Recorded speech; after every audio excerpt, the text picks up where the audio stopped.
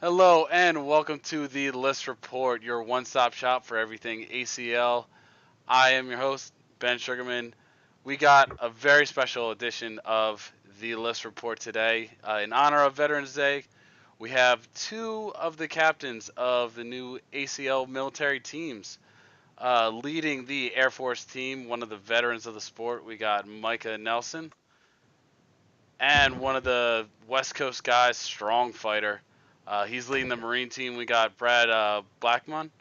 Sorry, I let me butcher your name real It's quick. same thing. All right. So how you guys doing today? Doing pretty good. Yourself?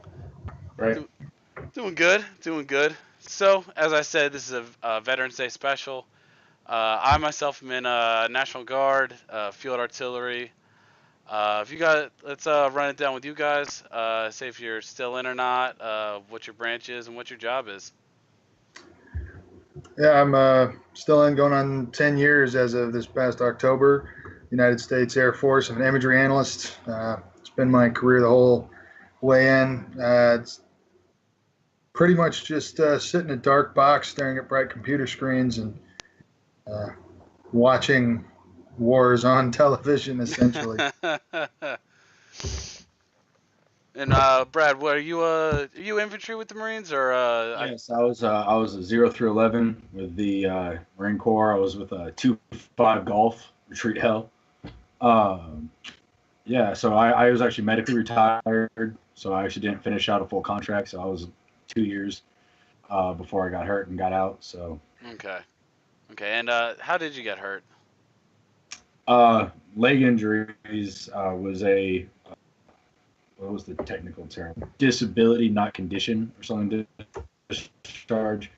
Basically, when you break your leg before deployment, you can't deploy anymore, and it's cheaper for the military to just reassign Uh, you to a new job.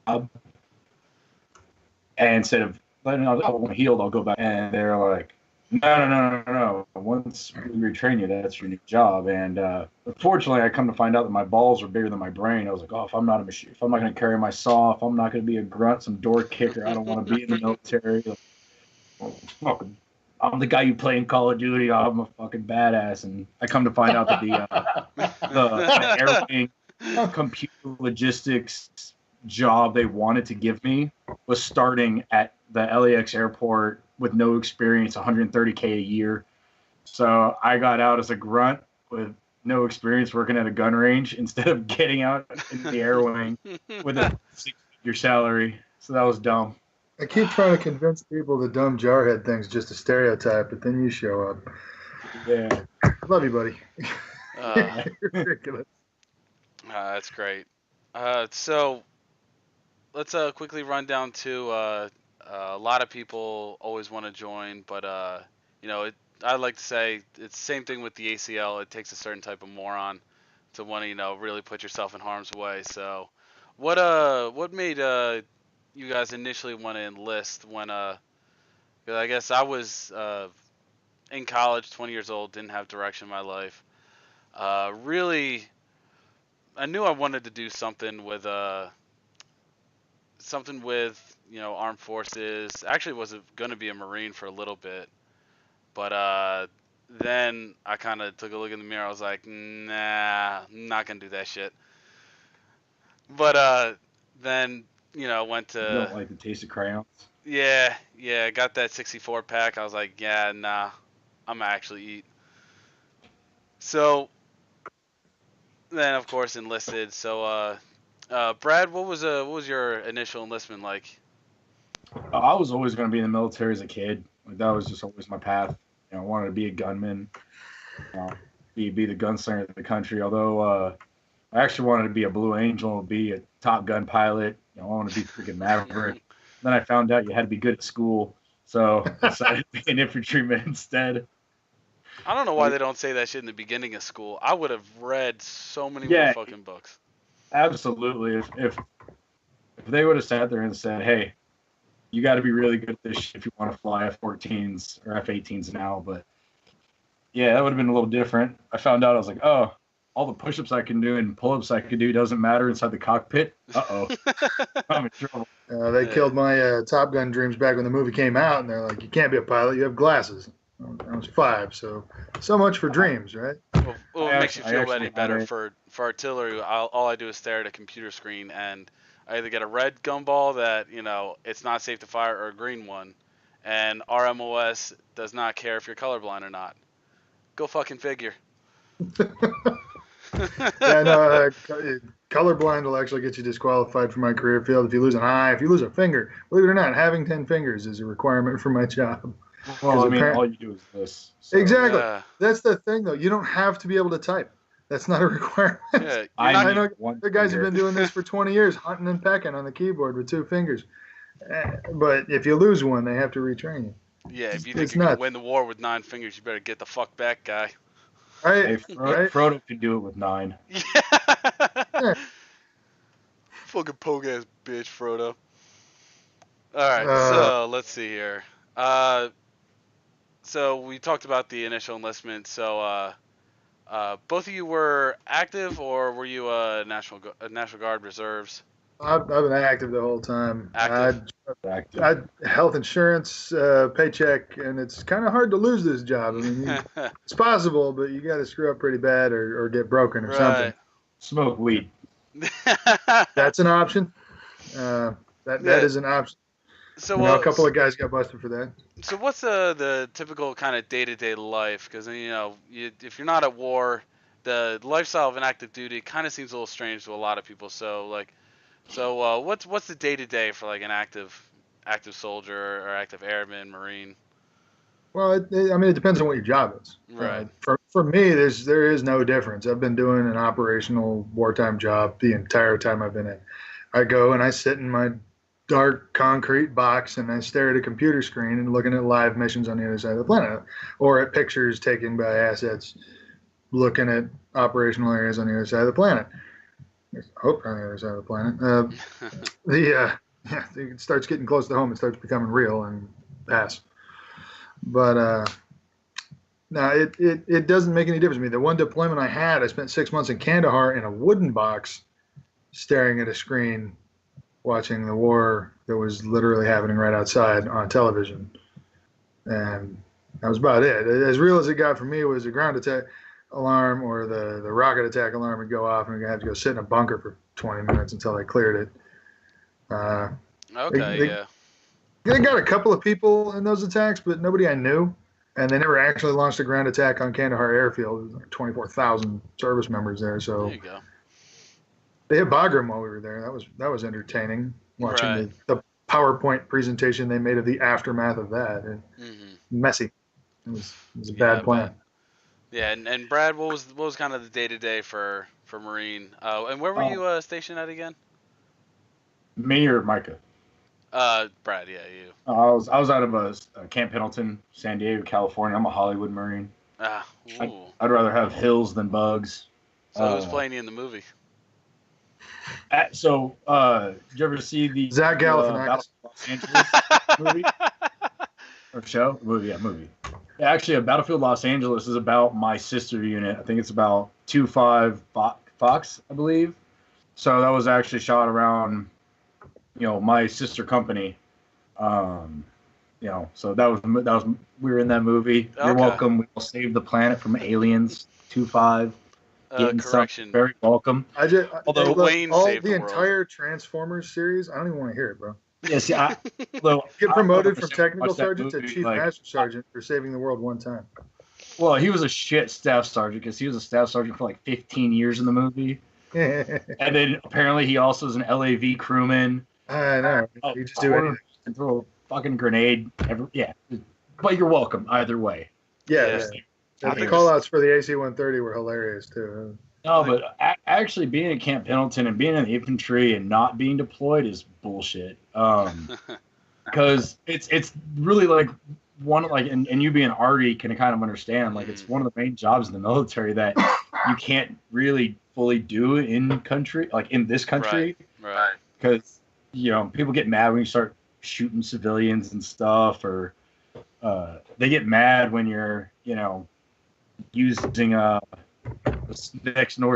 neighboring city as your beating zone. Yeah. So Yeah. Yeah, And no, like there's a lot of stupid stuff. The infantry is notorious for how bad it is. yeah. Uh, Yeah. not just deployment, but back on base. Like I said, it's one of those few things where you have to get, especially Camp Pendleton, because there's so many live fire ranges. Right. You can only be at certain ranges on certain days, and your unit has to reserve that range for a while if you want to train on it. So Right. there's like time where you just have to sit behind a computer, do your Marine Corps education classes, math for Marines. Right. Right. Yeah, and I hope Very it's at least better in your scenario than mine, because being in the National Guard, we got our 2-week training in the summer, but other than that, it's straight admin work all the time, and sometimes the guys we get, it's like I'll tell you one of the most frustrating moments I've ever had in the military was we were on range, first arty round that goes out. Uh, you have to. There's a certain type of protocol that you got to do. It's got to be announced. The observer has to say he's ready. He's got to observe. He's got to make sure he's got to report back round observed safe. So we're getting ready, getting all hype. Boom, first one goes off, good to go. Boom, second one goes off, good to go. Third one goes off. All we hear across the mic is not observed, unsure if safe, or round heard, not observed. It's like, what the fuck? So then, no shit, did this it go? happened. This forward observer got on the it's- radio, and he's like, so we heard it, but we didn't see it. Do you want to fire it again so we can see if we can see the dust cloud? I'm sitting there like, yeah, no idea because where it landed. Do it again. yeah, I was like, I don't want to Yeah, leave an orphan behind. I it's- might as well just fucking take the rest of the family out. Fuck it. Oh, So I'm hoping your training exercises stateside were a little bit better. No, one of my funniest things kind of like that was the very first time I was at 29 Palms, and 29 Palms is an entirely live fire range, and you can actually call in an airstrike, live fire airstrikes, live fire artillery. You'll have sniper fire going overhead, like it's as close as you'll get, where you have everybody shooting, everybody that can be shooting is shooting, and my squad leader was kind of fucking around with me. We had an RO with us, or for those of you that aren't familiar, a radio operator. Um, his dedicated job to talk to people, and so, but like of course, with most of the jobs, whether you're a medic, a radio operator, or grenadier, machine gunner, you learn all the positions in case that guy goes down. You can do it. So, squad leader decides to take little old 18, 19-year-old Blackman, and have him call in the JDAM strike. And so I've got my little cheat sheet, that you're reading off of and calling coordinates at 29, palms. And, you're very official, this is, fucking whoever the fuck we were at the time, this is us one, actual calling in coordinates, fire, whatever fucking cheat sheet said. I'm not a goddamn radio operator, but I'm being very formal. It's so formal, reading everything by the book. And the fucking F-18 pilot says, goes, yeah, bro, coming in. Repeat that's not in the coordinates script. for fire. JDAM double, 5-9er Echo, 5-9er Echo, whatever. And he goes, yeah, man, you want me to hit the north side? Repeat coordinates, confirm, please. Like, doing everything I can because I'm just a kid calling in a fucking 500-pound bomb to be dropped right over the hill, and I just have some surfer dude in a $30 million jet. Like, nah, bro, I got this. Don't worry, it's the fourth run I've done today. But I don't know that, he's done it 4 times that day, and he's just like, no, dude, I got you guys. Don't worry. Well, fuck, I hope I got this right. Because why would we need to worry about fratricide with CAS? That never happens, right? Well, everyone gets that, like, even though they're like Top Gun pilots and these are like your naval aviators and they're all college kids, like they're college kids. Like 2 years ago, they were doing keg stands at a frat party. Like that's what everybody forgets. Like they think they're these like robot men that just speak in code. No, they're frat dudes that have been given the coolest race car to fly around in. Yeah. And now Give I'm one of just these some assholes a mustache and $50 million worth of government hardware. yeah. And all of a sudden he's the cockiest son of a bitch on the planet. I Dude, and hate fighter pilots. I'm sure they're good at their job. That's not the point. it's the coolest job. They're great. The only kind of fighter pilot as a category I've ever enjoyed were A-10 guys, because they joined to blow shit up. They just got stuck in an aircraft on accident. Like, I want to shoot the big gun. Oh, cool. That has wings on it. Yeah, no, better. they were tankers that got in the wrong confused. line at school. Yeah, I want to blow up tanks. Oh, cool. No, we have a better option. You want to do that from up top there. It's harder for them to shoot back. Oh, I guarantee put wings on Humvee. He becomes an A-10, guaranteed. I'm surprised he hasn't tried it already, honestly. Probably. There's not much difference. Watch, he's gonna be the one to get like the 18 like sling loaded and then just go down firing the tank free falling. Guarantee it. That stupid scene from, what was it, A-Team, where they're flying in the tank with the main gun. Yep. That is the thing that the military really does for you, is it kills your ability to enjoy movies about the military. You're sitting there all the time, nope. Yeah. When did they put a jet engine and fucking chain guns on a Predator? What the hell is this shit? And no, that was actually the one thing that Battlefield Los Angeles did really well. And I remember I was watching it with my dad, and I had just gotten to the unit that movie was about us. And I told my dad in the movie, I'm like, holy shit, this is the most realistic military representation I've seen, and it's about aliens. He's like, what do you mean? Well, the very first explosion, when they took contact, they all fell down and they couldn't get back up.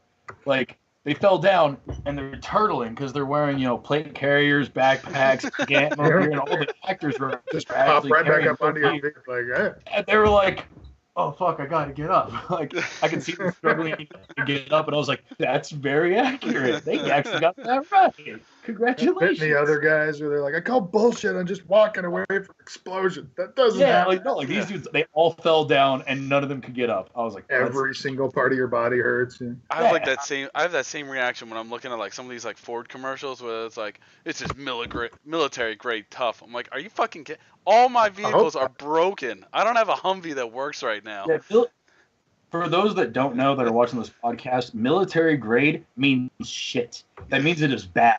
That's not, It's lowest made by bidder. Lowest bidder. It's the cheapest material. Being maintained by an 18-year-old who is drunk while he's trying to maintain it. Yeah, like, it is, that is how I know not to buy something. Like, this is military grade hardware. Like, oh, don't buy fucking that. Yeah. So what? It's not level 10. I can't do this. Yeah. Oh, so that's kind of the day to day, and I'm sure you guys have a lot of these stories, but I want to talk about especially active duty. You guys, I haven't been deployed yet.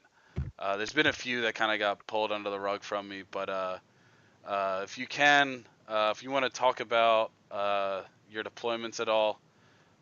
For those that kind of don't really have that exposure, for someone to really kind of break down kind of what the war was like, because a lot of people see things in movies, they hear about it, but never really kind of get the full picture of what kind of the soldier goes through in this current war that we really been living in the past 15 years. Pretty much. Well, Brad, you were in South America, right? Somewhere. Or where did you say you went? No, I didn't. I wasn't. Yeah, I never went to the Middle East. Okay. Yeah, no. So I didn't get to go on a MEU, which I would have loved to go on a MEU. I hear Thailand's amazing, and Marines love that. I hear there's a very long line outside sick bay when you get back from that port. Is really their key. See how strong that penicillin shot is. Oh God.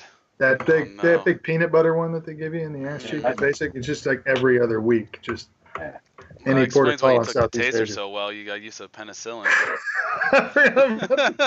we are a department of the Navy, so butt stuff isn't.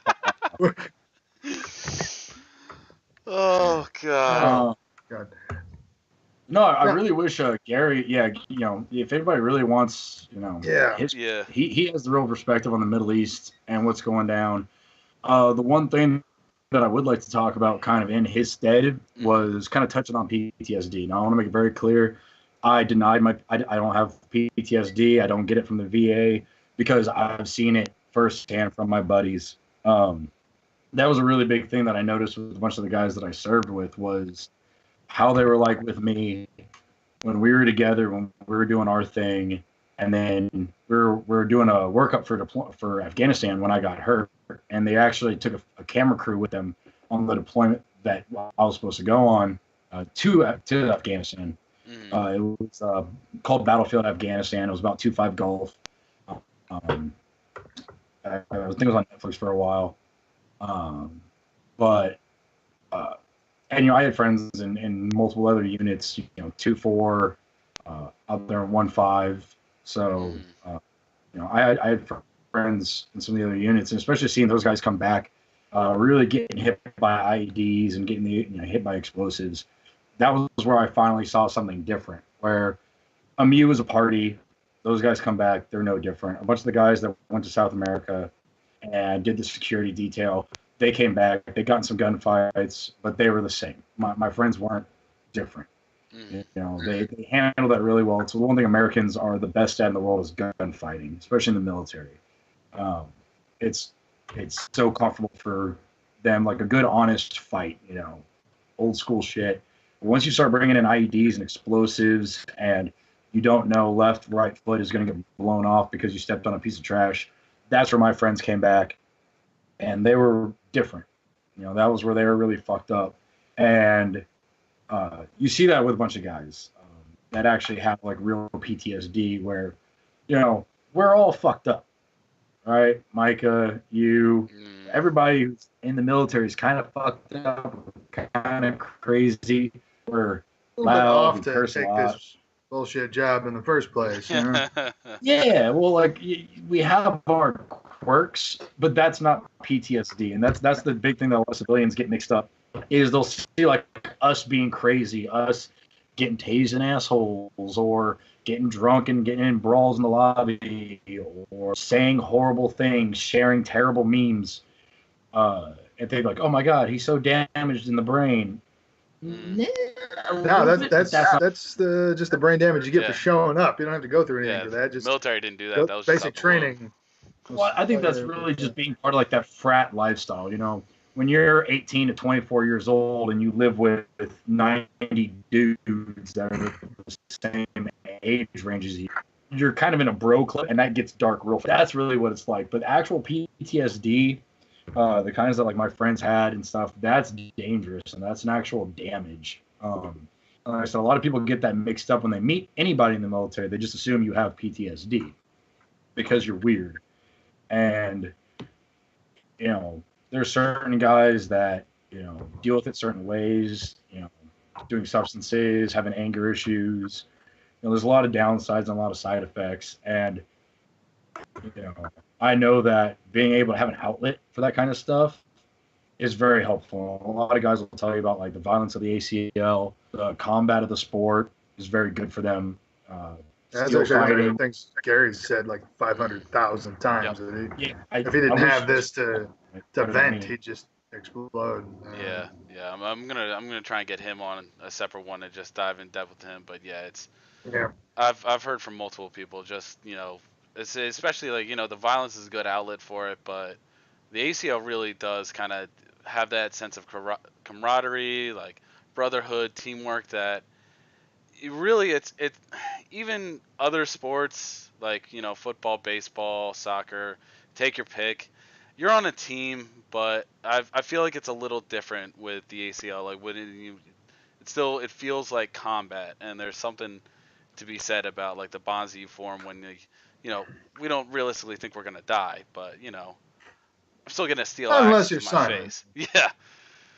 Yeah. I mean, I tell that to people all the time. At the end of the day, we are swinging deadly weapons at each other. It takes one mistake, and then you almost get carted away with half your skull cracked. That was several mistakes all happened at once. Yeah, that was. I think that was the scariest moment. He got better. So. Yeah, it did. It did. The only person I've ever seen with a skull fracture get up, put himself on the stretcher, and be mad about it. Yeah, and almost knock out the medic. Dude, you need to calm down. Like half a dozen of us to get him to chill out. But Now, that is my favorite thing about this is it's an outlet. Like everybody's got frustrations. Military, not military, it doesn't really matter. You got bills and uh, family and stressors and all this other shit that just gets piled on and piled on and piled on, and you got to do something about it. Some people go fishing, some people gamble, some people do drugs. I punch people in the face and hit them with axes. If I haven't broken a bone or caused some kind of injury or smacked up an armor piece and knocked one of Brad's teeth out, it's just not a fun event really. That's actually not true. I don't count them up by the injuries, but it's if I feel better when I leave the field, and that's almost without exception. Every time I get to swing my axe, I feel better about my life for a good long while afterwards. Oh yeah. And I just want to put this out there too. For anyone listening, we're talking as vets, talking about how great it was for us. If you have a friend that you see is suffering, we in the military we're very independent, we're very self-sufficient, and we take pride in it. And it, just as a general, that happens. So don't be afraid to get him professional help, get her professional help. And it's not a sign of weakness.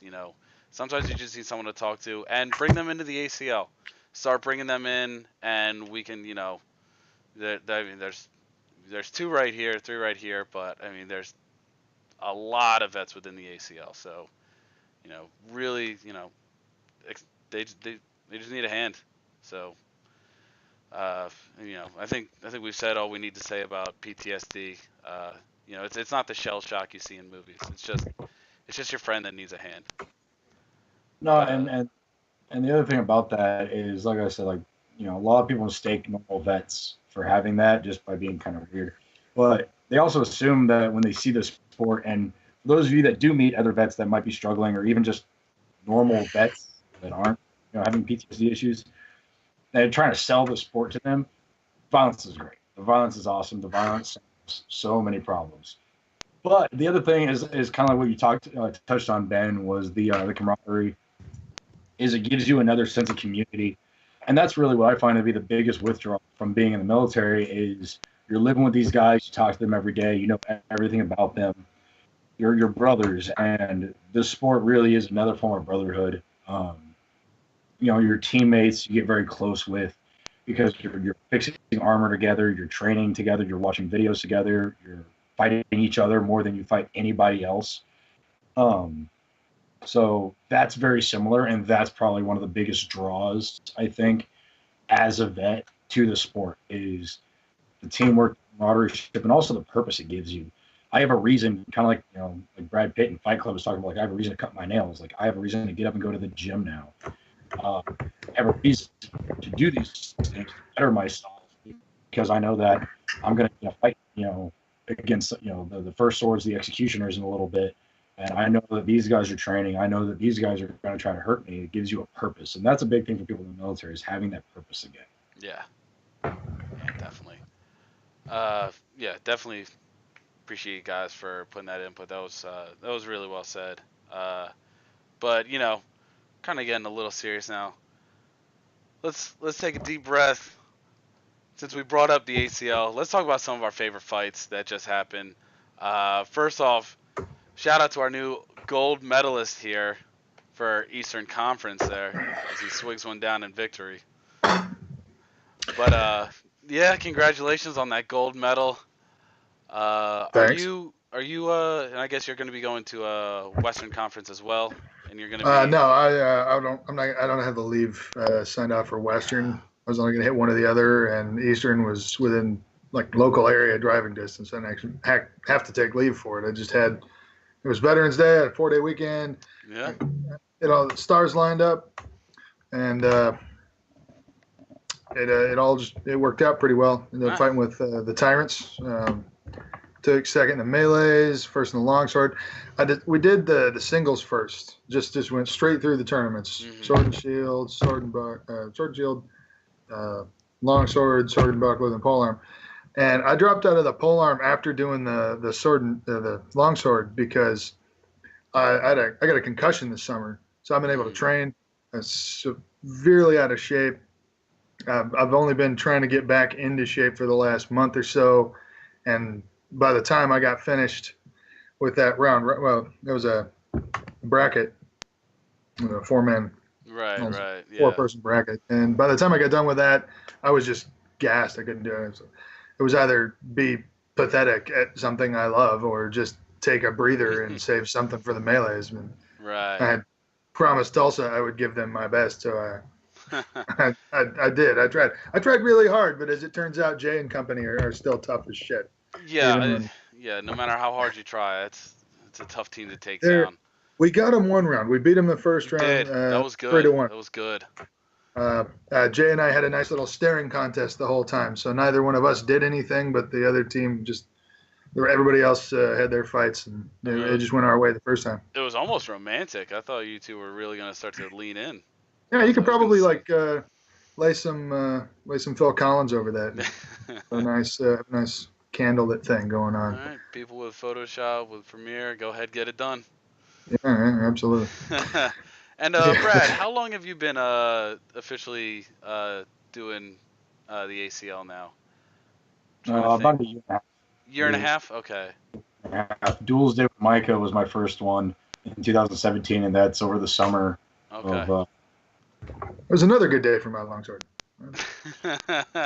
Yeah, Was it longsword we did, or was it polearm? it was longsword. Yeah, you punched me in the face and my jaw and snapped my tooth in half. Nice. And Good, you're And then on you bet me the LA pounds Golden Knights, correct? face.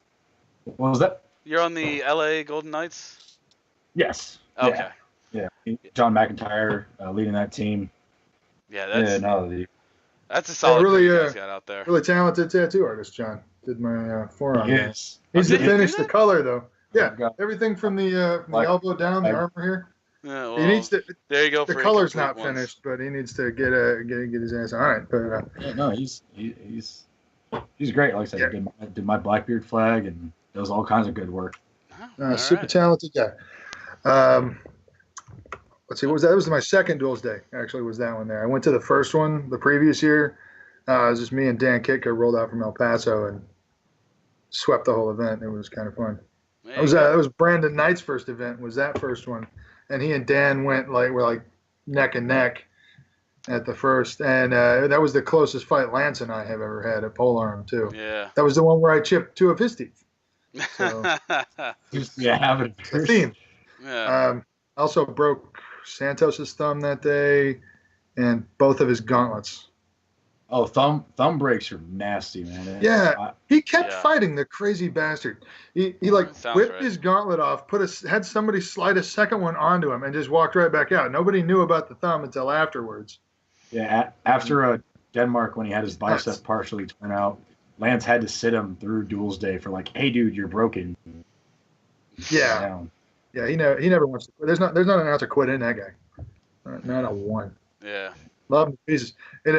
The pictures from Denmark when that happened were nuts. One of the Ukrainians actually had to tell him he was hurt because he didn't notice. He said, "You have hole, arm, you have hole."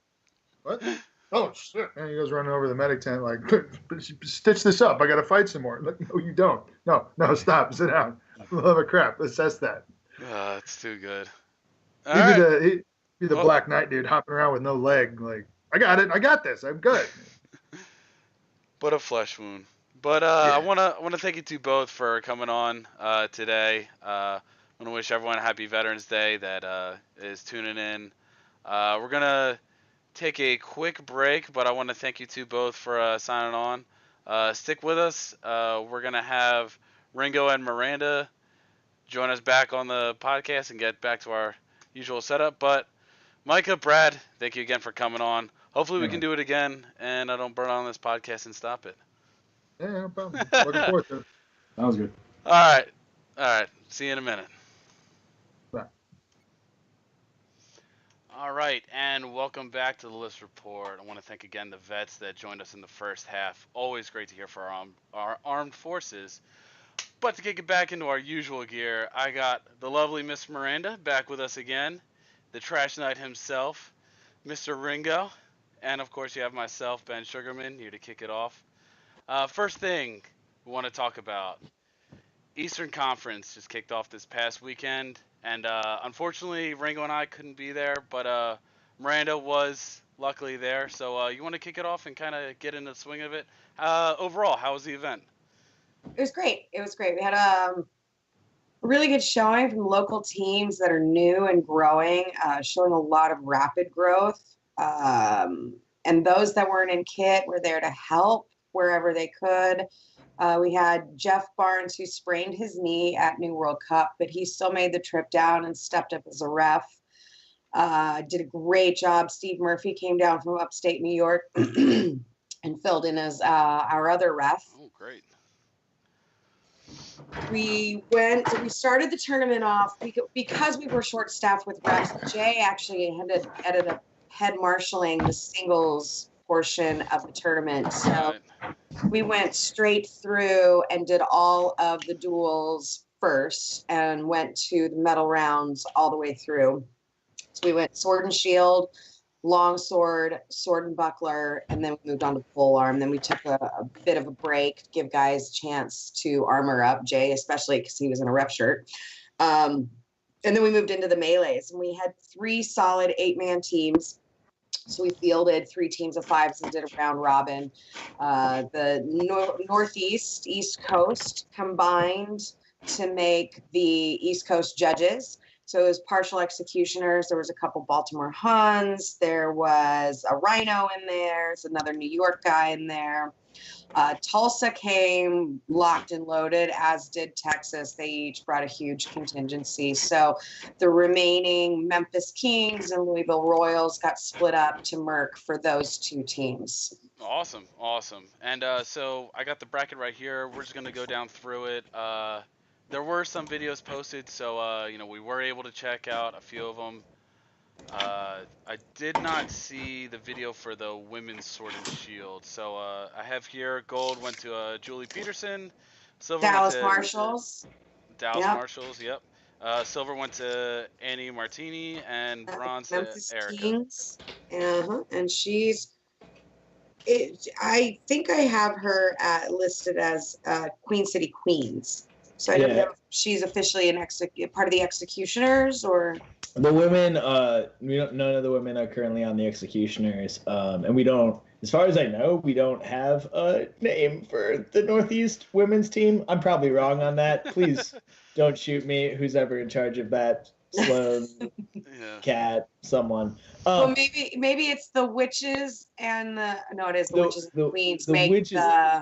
Well, yeah, they make the something. I think there is something out there, but I couldn't. Anyway, so the women of the Northeast. So I have no idea. Yeah, but Erica's, her chapter team is the Queens. So those ladies fought a round robin. They were the 3 registered for that discipline, and it was great. It was really active. Julie has been putting in a ton of work.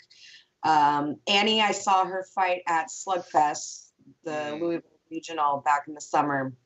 And of course, Erica, she was at New World Cup recently, just fighting in those melees. So it was a good show for the women's sword and shield. Yeah, I will say it's good to see Erica's growth. I remember seeing her back a year back fighting in the Knights Hall, and she's really come a long way. So really want to give a highlight to her. Good job. Keep up the good work.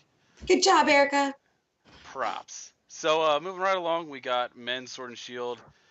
Taking the gold, Nicholas Homa. And by the way, I'm just going to say it now, when I butcher your names, because it's going to happen, I do apologize. 4th grade education, that's what happens. I don't apologize. If I butcher your name, fuck you. It's your fault. Probably do it on purpose. Have an easier name. Yeah. That's your fault. There you go. And then taking the silver, Charlie Brumfield. So I want to give a shout out to Nick. I've seen a few of his fights. I saw some footage of him at Slugfest, and then I saw this Eastern fight, and I don't know if I've seen him do melees or not, but he looks like a guy that is very comfortable in singles, and it's a lot of fun to see him fight. Yeah, he's a great singles guy. I can't wait. Sword and Shield is definitely his go-to as well, so I can't wait to see. I really hope he's coming to FitCon.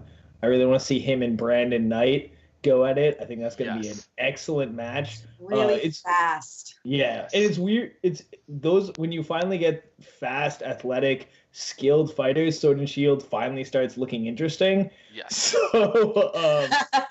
So Yeah. I'm super Accurate, you're excited for not that. wrong. So Yeah. because and Nick is a flashy fighter too. So no matter what, it'll be entertaining. Yeah. And he's a Memphis King, so he's been in there helping build that local chapter with Powell, who's heading that up, and he was so hospitable and great tour guide. We went on a pub crawl to hand out flyers the day before the tournament, and just Nice. all around great guys in Memphis. And before Nice. we get too much into the bracket, I do want to hear about that pub crawl because I'm sure there was some good stories. So come on, I saw a picture with Gary and Paul posing Oh, together, so I'm like, God. okay, this town is gonna die.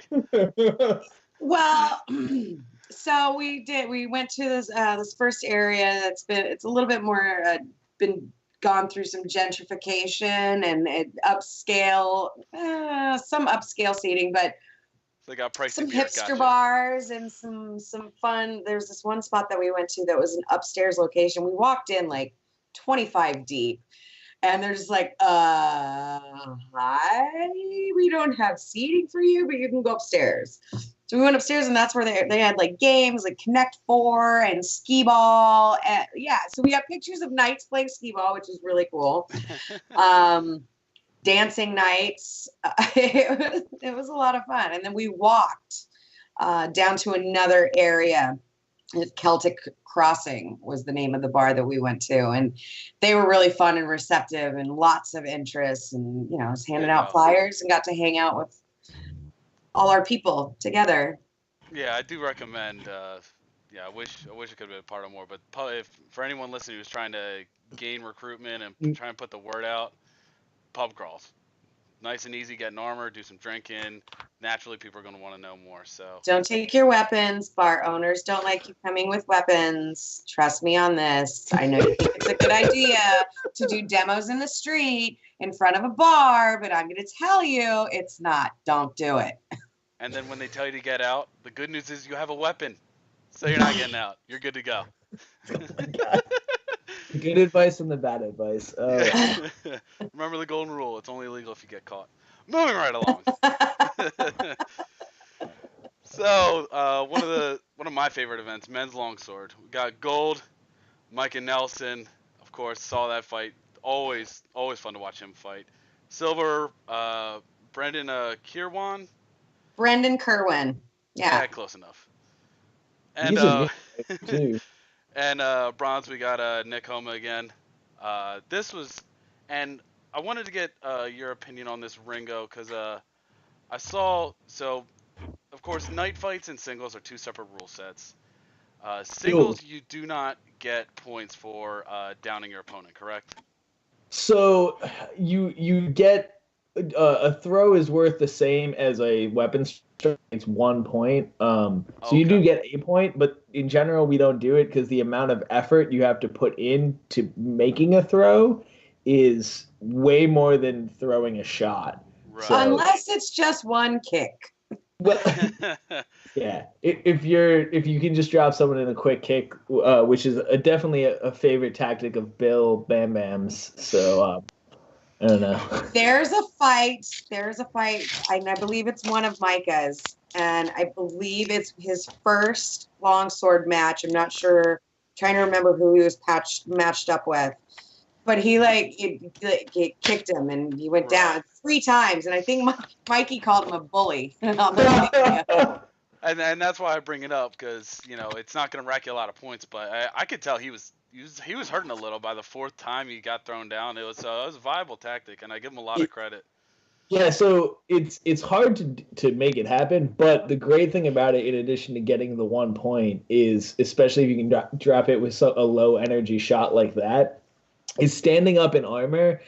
It's hard. It's a lot of work. You have to lift another 80 pounds up. So and then you have the the psychological factor of eating dirt, which always messes with your head. So if you can drop someone quickly, it's a great way to get one up on their head, getting their slow them down a little bit. It's a great psychological game. So even though it's not worth the points, it's definitely and gives you a chance to catch your breath while you're waiting for them to get up off the ground. Right. So you get a You rest get to pause for that beat. while they have to not. Yeah. So it's definitely a worthwhile tactic. I do it occasionally, but it's not it's definitely not something you want to force on the fight. Yeah. You know, when you can get it, go for it. But Exactly. So Sword and Buckler, I could not see the video for this, but Miranda, were they doing the 1 minute rounds or were they doing the counting First to blows? 5 above the hips. First to Nice. 5. Okay. Yeah.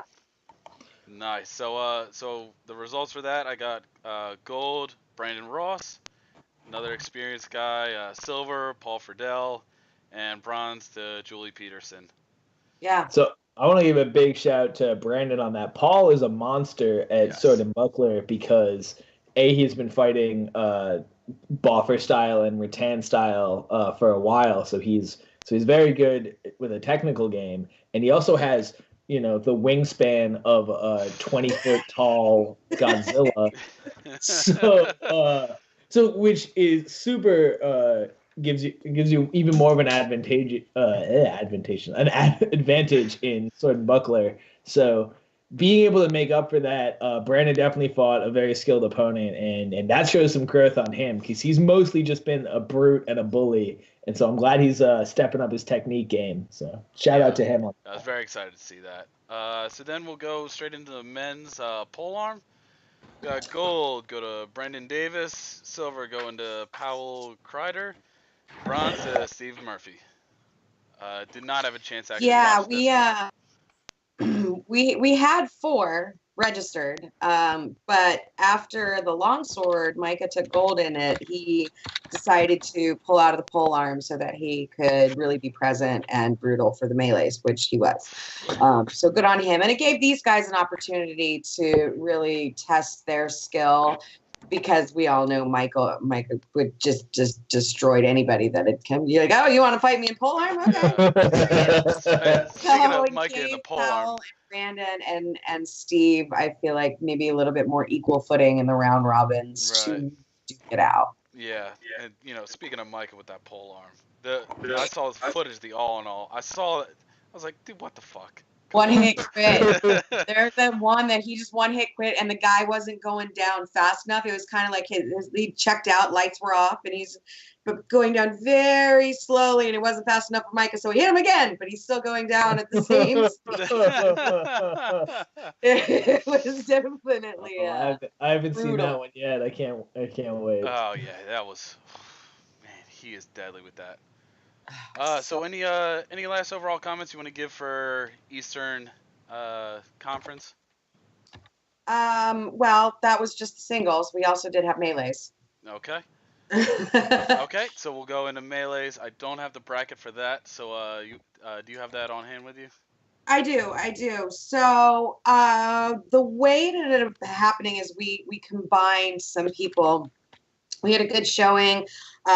The East Coast and the Northeast, we had quite a few executioners. We had a couple of Baltimore Huns. We had a Rhino. We had a New York guy, and those guys combined to create the East Coast judges. And then Tulsa and Texas came loaded for bear. So they both had really full, solid teams. So what we did is we took the 2 smaller teams that were present, which is Memphis, which is still a very young team. It's growing. They don't have a ton of guys in kit, and not all of their people that were registered fought melee. So we split up Memphis Kings and Louisville Royals to the 2 Tulsa Tyrants and Dallas Marshals to field a full 8-man team.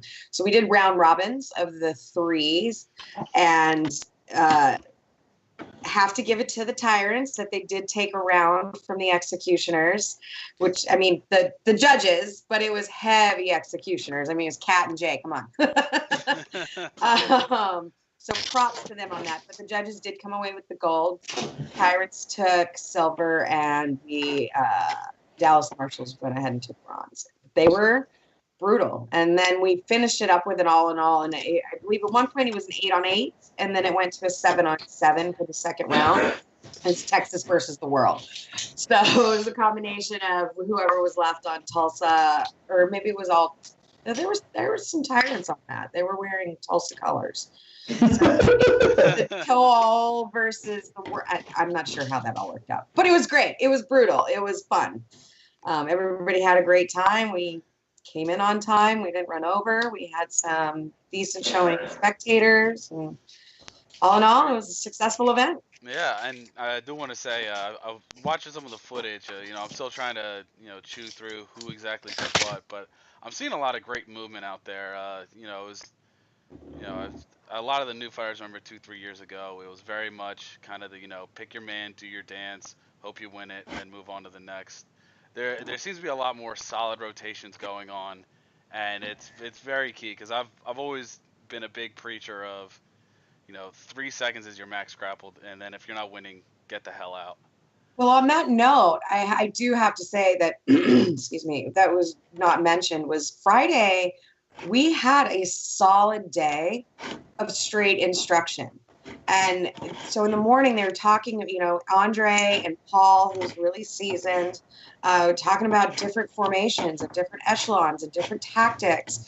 And then we broke for lunch, came back, and they did practical application, 5-second steps of like, where are you going to be? I say, when I count 1, 2, 3, 4, 5, where are you by that 5th step? And they were able to tweak and tune it up from there and then put all of that into practice for real in the list on Saturday. So I think just these guys were able to absorb this information and put it into practice. It was great. That's awesome. So along those lines, I do want to talk about training as kind of the part 2 to this podcast. Cause, excellent segue. Like I'm getting used to this or something, eh? But so I do want to say I'm very excited. We got Ringo coming down to Philly this next week. He's going to be doing practice with us. Going to be going through some tactical training, a little bit of conditioning, and actually Ringo, why don't you go ahead and take the reins and say what you're going to be doing instead of me guessing. So it's still kind of around with the curriculum because kind of want to see who shows up. I've been talking with Logan and Kraken, and they want to actually we're probably going to drop the conditioning aspect because they have am I still going? My Skype is telling me I have a poor network connection. Am I actually coming through? I can see you just fine. Yeah, you're getting a little choppy audio, but I mean, I still see you. Okay. Sorry for the internet, but it's your fault for being a shitty internet. Yeah. Anyway. Tell Marie to stop downloading porn. Yeah, for real though. Buy that shit on DVD like a fucking real adult. Yeah. That's not true. No one does that. That's lies. All right, so so coming down, and we're gonna drop the conditioning aspect because at this point, I've been singing the praises for Night Fit ever since Jay got me on it, and everyone I've taught should either know how to fucking do it or they aren't listening to me and therefore they're wrong. So. So we're gonna skip that because to maximize time, and we're really gonna focus on some 2-on-1s, some basic grappling skill. Hopefully, gonna try to go over finishing and staying up while you finish, which is a problem a lot of people have. Yes. It's a very hard to drill that, but I have some things that we can try. So anyway, going to go down and we'll see who we have. If people show up who are interested in singles, we may go over some singles drills. Really going to play it by ear. And also, I don't know what equipment they have, so I can only bring so much in my little Toyota Corolla. So awesome. Show up. But basically just going to be unarmored learning technique drills. So. Perfect. And do want to highlight this because, Ringo is somewhat of a traveling salesman. I'm sure if any of you chapter heads want to have some experience, I think as long as you pay for a plane ticket and some meals, I think you'd be down to travel. So, Hell, fuck, you don't even have to pay for the meals. My thing has always been if someone covers my travel, I will wherever, what, pretty much whatever. So, yeah, if someone wants to fly me out, do it. so just talking a few kind of more specific drills you do, because of course you said night fit is always, just for getting your cardio and just for, overall fitness. Night fit, would you say 4 or 5 times a week? Um, I mean, if you can do 4 or 5, actually 5, you're probably doing too much. If you can do 4, that's great. I say 3 to 4. 2, I don't think you're getting enough for this sport. I really think you need 3 heavy hit workouts, and I personally find Night Fit Tabata to be the most effective for bang for your buck time wise. But yeah, so 3 times a week doing that, and then maybe some supplemental stuff. But five actually is probably you're not going to get enough recovery between your workouts. From what I've seen, from what Okay. we've had, I'm not a personal trainer, so I can't start talking about muscle recovery and DOMs and uh, central nervous system recovery, all that bullshit. Right. For me, for practical experience and just watching it though, if you do 4, you will see a lot of results. If you do 3, you'll see enough. If you do 2, you'll be better off than doing pretty much anything else, but you'll still gas out in fights, and that's not good. Yeah. So 3 a week is my it's what best 3 and either depending on what you personally need, skills work, weightlifting, or long firm cardio. So Okay. So, and you mentioned supplemental training to do in addition to night fit and the Tabata yeah. exercises. What would you probably recommend? So, a chapter head listening right now is trying to plan out their weekly practice. What would be kind of the 2 main things you'd be like, okay, once you're done your Tabata, try and focus on this. I mean, if you're new, if it depends on what your fucking chapter needs, and the problem with this sport is that it's every other plus weapons plus soccer plus football. It's you have to have so many skills. So there's never enough time to do all of them. So if you're starting from a blank slate, you guys don't know where the fuck you're at. The first thing to do is just do tire drills that sort of get get some tires, have your people walk through them so they get used to walking in bodies, have keep their eyes up, so get used to not looking down, and have them learn to the rail on their run. Because the first thing you need to do is learn to move in armor. So do that with like just legs on, or just with just your helmet. Learning to get comfortable in armor. That's step 1. Yeah. Step 2, some sort of basic Pell strength drill, because everyone wants to is your first go-to, and that's your worst thing. So used to using your weapons. So either a basic Pell work. There's a series of sort of katas on the Knights Hall website you can use. I think I've put out some drills on my YouTube. But basically any sort of Pell work. Is the one that I love is called the Shafino, which is you strike for a minute and then you plank for a minute and then you strike for a minute and then you plank for a minute and you strike for a minute, and you do that for 5 repetitions. So I really love that one. But So yeah, just it really depends where you're at. So just to run it down, we had a little bit of connection issues in there. So you'd say if Oh, you want to say sorry. that first one again, like the main points, but definitely Pell work, and it sounded like you said like little high knees, like mobility exercises.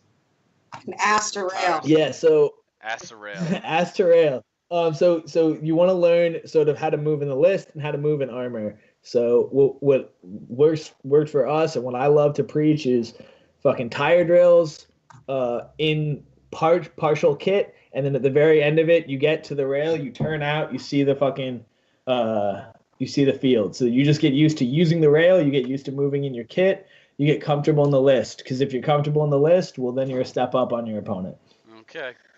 And hopefully in the future, I do want to mention this. On the YouTube channel, we're going to have some of these instructional videos, some good training advice, to give you a little bit of a video to, something you can implement in your chapter practices, regional practices, or just, in your spare time, because we're all lovely nerds like that. So, Yeah. I guess we're gonna take it home here. So thanks again, Ringo, for giving us a little bit of training that we can do in our chapters. Miranda, if you want to go ahead and give us a rundown of what we need to be looking forward to in the near future. Yes, coming up in 2.5 weeks, November 30th, December 1st, in Tulsa is our Western Conference Championship. We have a really strong registration already. A lot of people push registering to the last minute. So if you're interested and you're coming, go onto the Facebook official page. The Western Conference registration form was just bumped to the top and reposted, so make sure to fill that out. It's going to be mixed format. There's no event fees. Tulsa is really good at putting on a good show. When we were there for boot camp in September, it was just a chapter match and the place was full, tons of butts in the seats. The hospitality is just beyond anything you can expect. We had a great meet and greet. There was a really fun after party. So that was just the boot camp. It was just a chapter match in the boot camp. We're about to throw down here in a couple of weeks. It's going to be a really good time. And then in January 5th in Houston, we have our Duels Nationals. That's going to be one day of fighting in Houston, specifically for singles. So that's to be on the lookout. In the spring, of course, we have the U.S. Nationals. It's going to be hosted in Salt Lake City at FitCon. We're really excited about that. Our show with the History Channel is going to be airing sometime in January as well. So we're expecting a really big jump in membership, a lot of interest, a lot of exposure, and going to be a fit month. So big and good things are coming. All right, awesome. And for everyone that's listening and didn't actually see the malice in Miranda's eyes when she said late registration, don't dick around with it. Just I won't yell at part. you, but okay, maybe I'll yell at you. No. One of the biggest lies of this I generation. yell at Miranda you will with not yell love at you. in my heart. All right. Well, I want to thank you both for joining me today. Once again, this is the List Report. I want to thank everyone for listening. This is going to be a weekly podcast. Please comment. Let us know what you want to see next. We got some big plans coming. We're going to try and let everyone know. We want this to be interactive, so if you have something that you want to bring to us, please let us know in the comments below. And we look forward to seeing you next week. Thanks for tuning in. Bye. Peace.